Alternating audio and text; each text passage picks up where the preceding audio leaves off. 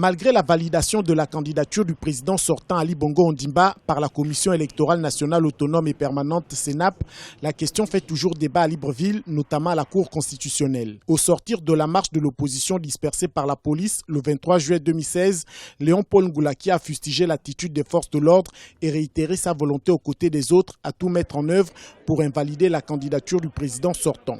Lorsqu'on se présente à des élections présidentielles, il y a des lois.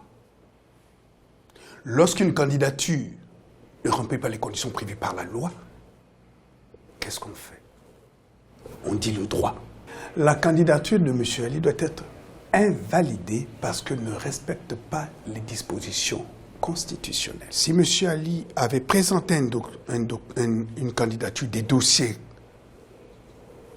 conformes aux lois et règlements de la République, on ne serait pas au recours à la Cour constitutionnelle.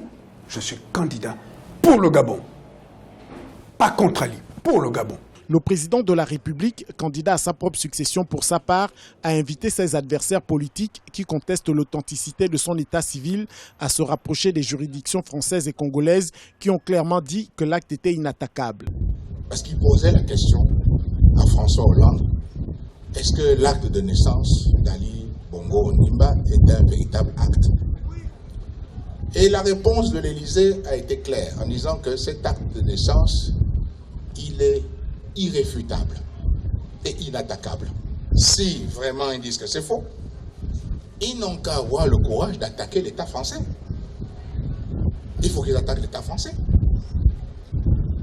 pour dire que l'État français a donné un faux. Léon-Paul Ngoulakia, le patriote républicain comme l'appellent ses partisans, fait partie de ces leaders politiques qui ont été dispersés par les forces de l'ordre le 23 juillet 2016 lors de la marche pacifique de l'opposition. Précisons que la validation du dossier du candidat Ali Bongo Ondimba fait actuellement l'objet de recours à la Cour constitutionnelle.